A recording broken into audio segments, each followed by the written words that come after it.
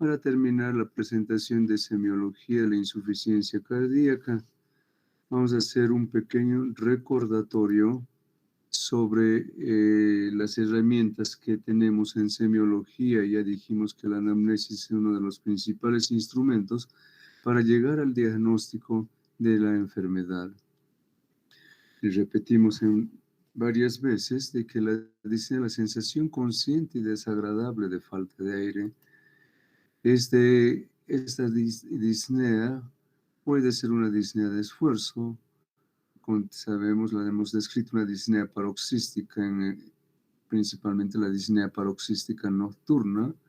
La disnea que en el insuficiente cardíaco se presenta principalmente cuando adopta la posición de decúbito supino o acostado.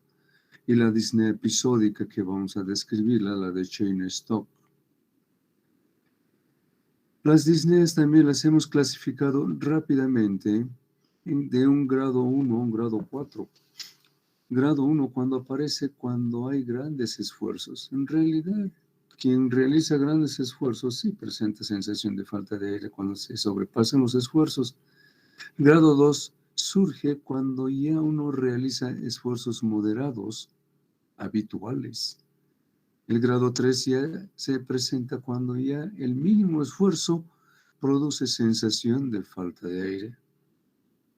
Finalmente, el grado 4, encontramos una disnea de reposo, una disnea en la cual el paciente, ya aún sin hacer ninguna actividad física, tiene sensación de falta de aire.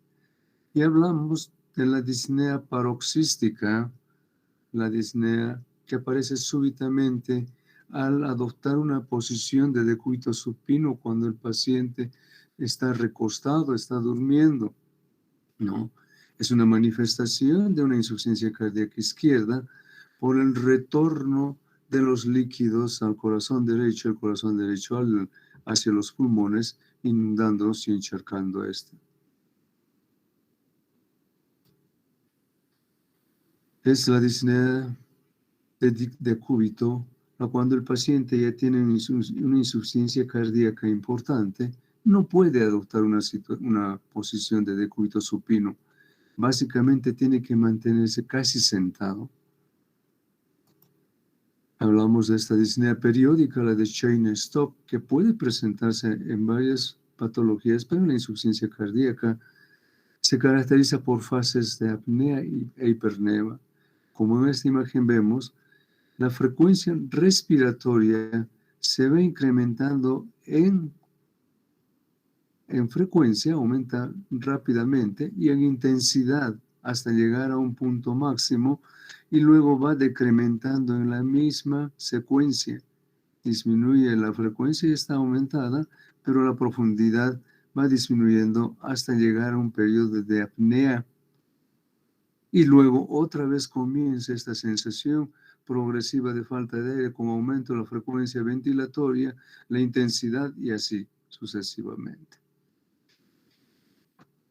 También dijimos que la tos es una manifestación temprana, o más bien una manifestación de insuficiencia cardíaca ya bien establecida, cuando hay congestión de la mucosa bronquial y también la congestión de los alveolos, ¿no? Es una tos nocturna que aparece con la posición de decúbito supino, una de las manifestaciones de disnea paroxística nocturna. Otras manifestaciones de insuficiencia cardíaca por falla ventricular izquierda, déficit de la irrigación general, mareos, palpitaciones, puede haber hemoptisis cuando ya hay congestión importante. En la disnea paroxística nocturna los esputos son rosados, mucosos rosados. Ansiedad, dolor abdominal cuando el compromiso es más y ya es una insuficiencia cardíaca congestiva global. Hay compromiso, dijimos, a nivel de las vísceras abdominales, ¿no? Puede haber constipación, diarrea, anorexia, náuseas. Una insuficiencia cardíaca lleva a un estado de depresión y confusión. Bien. Esto es lo que nos interesa, la exploración física. Luego de haber agotado la anamnesis desde la interrogación de aspectos, antecedentes fisiológicos, personales, patológicos, y motivo de consulta y enfermedad actual, nosotros vamos a la exploración física. En la exploración física hemos descrito algunas fases del paciente, algunas características como la fascia mitral, etcétera, que no vamos a repetirlo ahora, ¿no? Generalmente el paciente tiene una sensación de falta de aire, facies anhelante, ¿no? Hay aleteo de la nariz, puede haber cianosis peribucal. Y ya dijimos que la posición que adopta el paciente es sentado o semisentado. Como ya hemos manifestado en la anterior exposición, el paciente entonces está casi sentado, principalmente en la insuficiencia cardíaca izquierda predominante. La cianosis, fuera de la exploración física de la inspección de la cara, cabeza, cuello, que vamos a ver con un poco más de detalle, la piel, la coloración azulada de la piel y mucosas. Hablamos de una cianosis central y una cianosis periférica. La cianosis periférica en la insuficiencia cardíaca izquierda predominante se da en las áreas distales, lechos ungueales, pero la cianosis central es ya secundaria a problemas de como comunicación interventricular, comunicación interauricular, etc. Y es una cianosis. La exploración física del cuello, empezamos con la inspección, que también ya nos adelantamos en la anterior sesión. La ingurgitación yugular se observa en un paciente ya en decúbito supino, pero incorpora 45 grados, ya podemos hacer. Hay distintos grados de plétora o ingurgitación yugular, desde el grado 1 al grado 4, como aquí vemos un grado 4, una importante ingurgitación yugular. Cuando hay una insuficiencia cardíaca, se sospecha, pero no hay grandes manifestaciones, quizás puede haber una ausencia de ingurgitación yugular a 45 grados. Nosotros nos valemos de una maniobra que aquí en la imagen se ve. Hacemos una compresión a nivel del hipocondrio derecho, donde probablemente vamos a encontrar una hepatomegalia, y en esa compresión el paciente, más bien en el paciente se observa y se hace evidente la plétora yugular o la ingurgitación yugular. Debemos hacer la exploración física del aparato respiratorio, la auscultación del tórax. En la auscultación del tórax normalmente sabemos que encontramos los ruidos respiratorios normales llamados el murmullo vesicular, pero estos son suplantados por la presencia de estertores, principalmente estertores alveolares crepitantes, que inicialmente se las encuentra a nivel de ambas bases pulmonares, ¿no? Ya sugiere la presencia de líquidos en los sacos alveolares. Manifestación de insuficiencia cardíaca con predominio izquierdo. Puede haber estertores bronquiales sibilantes por espasmo, edema de los bronquios. La exploración física no vamos a hablar con detalle aquí. La auscultación ya sabemos que hacemos en el tórax anterior, posterior, con todo detalle, empezando de los vértices hasta las bases y tratando de encontrar algún cambio del murmullo vesicular. La exploración del aparato cardiovascular. También se hizo referencia en semiología general la determinación y la obtención de los pulsos arteriales. Aquí vemos un pulso arterial normal. Podemos encontrar en insuficiencia cardíaca pulso alternante, en lo cual hay una onda fuerte y seguida de otra débil, que se debe a la alternancia en la contractilidad de un ventrículo izquierdo insuficiente. A nivel del corazón, empezamos con todo lo primero, siempre la inspección, el área precordial. Se puede observar el área del latido precordial, el choque apexiano, en un paciente que tiene un tórax pues que no sea obeso. Este puede estar desplazado hacia abajo y hacia afuera, fuera de la línea hemiclavicular y por debajo del quinto, sexto espacio intercostal. Entonces ya estamos observando, ya vemos que hay un crecimiento de del ventrículo predominantemente izquierdo.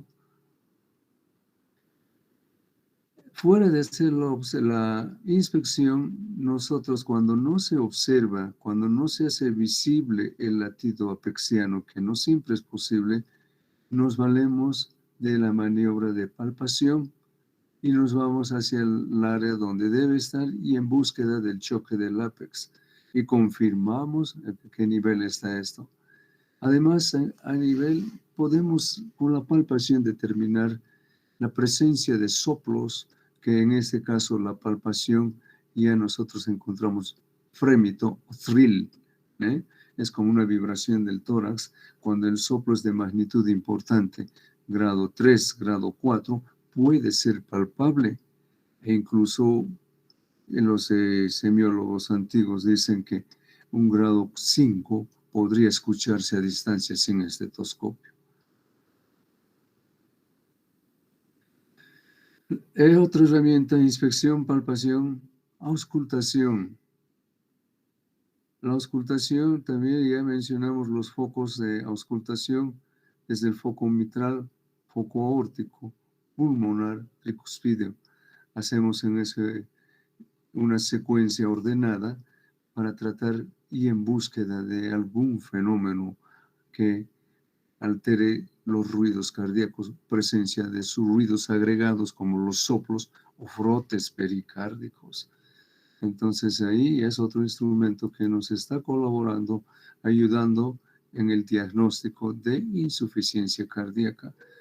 En la auscultación sabemos que los ruidos cardíacos se oyen normalmente el primero y el segundo ruido, pero en una insuficiencia cardíaca estos por esta falla ventricular pueden estar disminuidos, ¿no? Puede escucharse disminución del primer y segundo ruido cardíaco. Podemos encontrar, dijimos, ruidos agregados, los famosos soplos, que son producidos por turbulencias cuando la corriente sanguínea pasa a través de áreas que pueden estar estrechadas. Un área normal no produce soplos ni es audible la circulación de la sangre, pero cuando hay estenosis, estrechamiento de las válvulas, sí se manifiesta por un soplo audible, ¿no? Este soplo puede ser de eyección, cuando hay obstrucción al flujo de salida por estenosis de la aorta, pulmonar, etc. O puede ser de regurgitación, cuando las valvas tricuspidea, mitral no se cierran completamente, la sangre regresa de las aurículas a los ventrículos, produciendo un soplo en diástole. Se puede graficar los soplos. Podemos hacer un registro gráfico, que antes era común hacerlo, antes de los nuevos procedimientos diagnósticos. Se registraba el primer ruido, el segundo ruido, la distancia entre el primero y el segundo, ya sabemos que es sístole, y del segundo y el primero la diástole. Entonces nosotros podíamos registrar la presencia de soplos y los clasificamos al principio, en la mitad y al final de la sístole. Podemos decir protosistólico, mesosistólico, telesistólico o un soplo holosistólico. Toda la sístole, desde el inicio hasta el final. En valvulares verán con detalle esto, como una insuficiencia mitral, ni siquiera se hace audible el primer ruido y empieza el soplo y termina justo con el segundo ruido, un soplo holosistólico. Igual en diástole, la regurgitación, cuando hay insuficiencias valvulares, puede ser al principio, en la mitad, un holodiastólico. Bien. No solo la exploración física a nivel del tórax, sino también a nivel del abdomen nos da, ya sabemos, datos que para diagnosticar insuficiencia cardíaca. La palpación del hígado, monomanual, bimanual, etc. Y como se ve aquí en la imagen, podemos determinar una hepatomegalia que tiene características propias cuando hay insuficiencia cardíaca. una hepatomegalia blanda, sensible, ¿no? Pedimos al paciente que inspire profundamente y hay desplazamiento del hígado hacia abajo, una hepatomegalia que puede ser pulsátil cuando hay insuficiencia principalmente tricuspidea. La exploración física, luego del abdomen, de ver las características, no solo de palpar, sino de inspeccionar, ver que hay aumento de volumen con la insuficiencia cardíaca congestiva de magnitud, ya incluso vimos anteriormente que puede llevar al edema, a la ascitis, ¿no? Que no tengo la imagen acá, ¿no? Y en esto no solamente podemos palpar, sino inspeccionar. Bueno, la exploración de las extremidades inferiores, el famoso edema, que predominantemente en la insuficiencia cardíaca, el acúmulo se produce a nivel de las zonas de declive, ¿no? Si el paciente, dijimos, está recostado, está internado, es probable que el edema no sea tan manifiesto en los miembros inferiores, a no ser que la insuficiencia cardíaca sea severa, pero es así, lo buscamos en las zonas de declive, que en este caso en la región presacra. Y en las extremidades o donde busquemos, pues lo encontramos el famoso signo de la fobia. Y aparte observamos el cambio de la coloración o la cianosis distal que las mencionamos. Aquí observamos un paciente con insuficiencia cardíaca predominantemente derecha, en lo cual, aparte ya ni siquiera es derecha, aquí es una congestiva global, en la cual el paciente está en decúbito, más bien está sentado, semisentado, se observa aumento del volumen de la cavidad abdominal, datos de hepatomegalia, ingurgitación yugular, cianosis, etc. Bien, ya esto hemos repetido anteriormente varias veces, las insuficiencias cardíacas con predominio derecho e izquierdo, el aumento de la presión venosa central nos puede llevar a derrames pleurales que en la auscultación de los campos pulmonares sí vamos a encontrar, vamos a determinar hallazgos propios del derrame pleural, que son como el silencio respiratorio. A nivel del derrame no se ausculta murmullo vesicular, ¿ok? Entonces, en la insuficiencia cardíaca derecha lleva la hepatomegalia, que puede ser dolorosa, y aumento de la sensibilidad, alteraciones en las enteropatías, ¿no? Hay disminución de la absorción de las proteínas, del contenido gastrointestinal, que puede llevar incluso en periodos prolongados a un enflaquecimiento progresivo. Ascitis, cuando ya hay compromiso de la circulación severa en el lado derecho. El lado izquierdo, por disminución de la perfusión a nivel central, la bradisiquia, estado confusional, congestión pulmonar, la debilidad y la repercusión a nivel del riñón, la oligouria. Rápidamente, para hacer una referencia, hay criterios de Framingham, hay criterios mayores y criterios menores en los cuales yo puedo basar mi diagnóstico. Un criterio mayor, la disnea paroxística nocturna, es un criterio mayor. Es un criterio que cuando existe ya nos habla claramente de insuficiencia cardíaca. La ingurgitación yugular, la presencia de estertores pulmonares, principalmente crepitantes a nivel de las bases pulmonares. El hallazgo de cardiomegalia, ya sea por la inspección, la palpación, el edema agudo de pulmón que se manifiesta por los estertores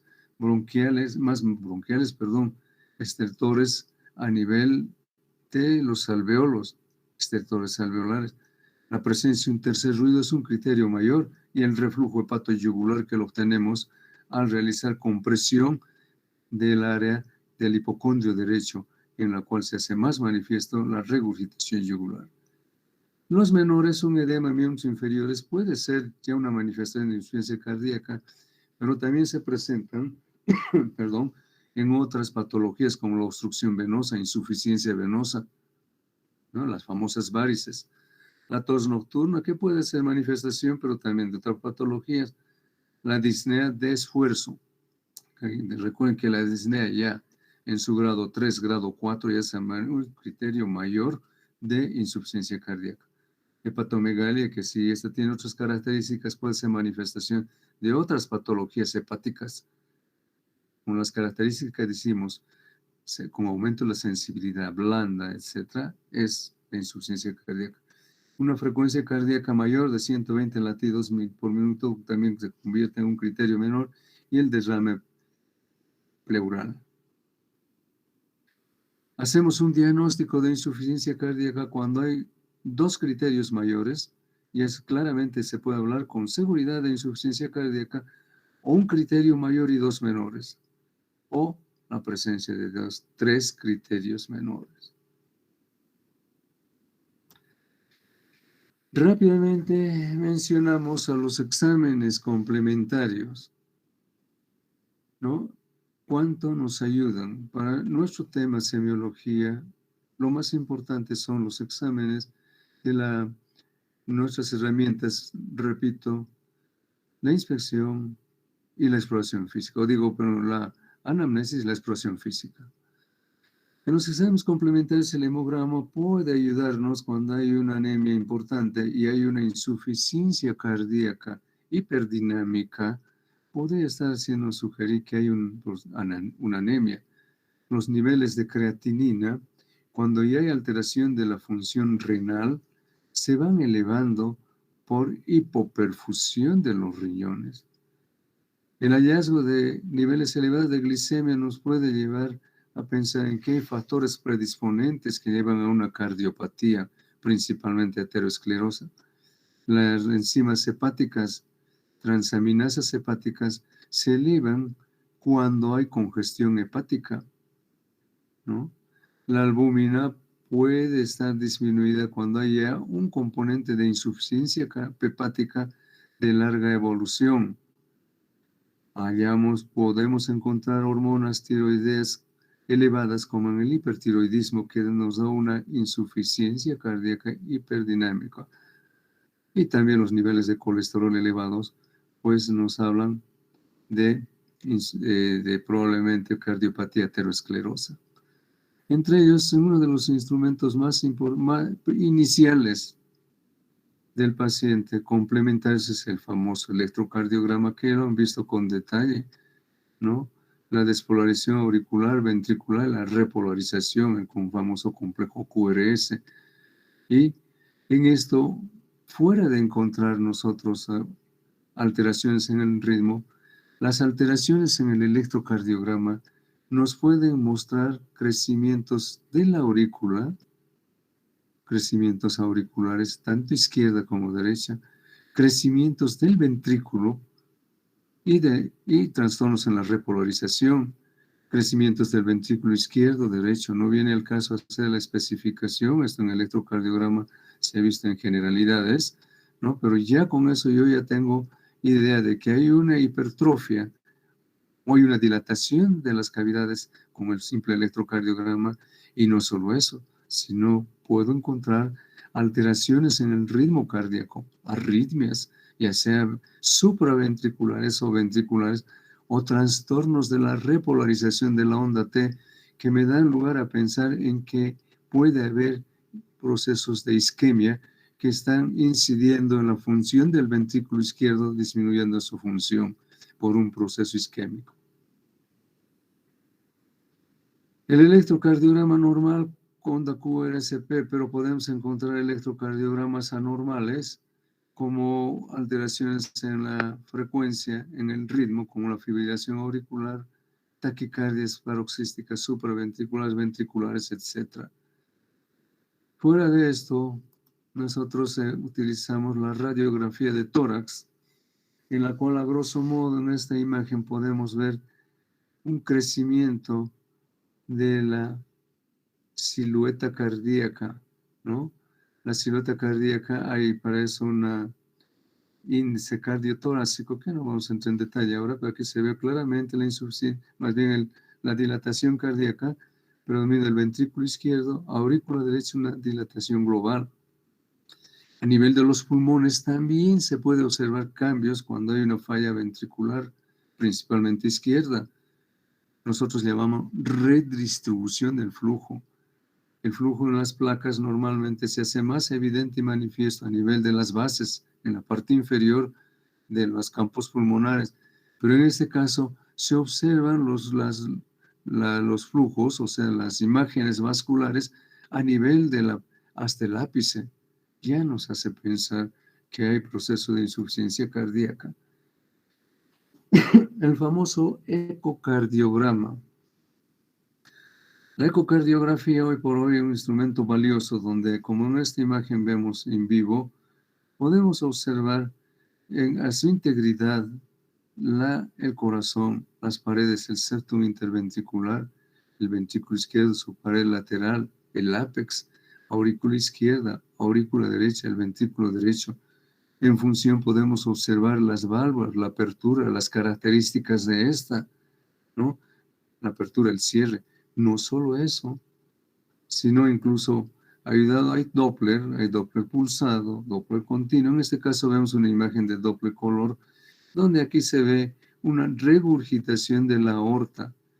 Nosotros podemos cuantificar la velocidad, la magnitud de la regurgitación para hacer una calificación del grado de severidad tanto de la insuficiencia aórtica, si es que hubiese, incluso de las estenosis, estrechamientos.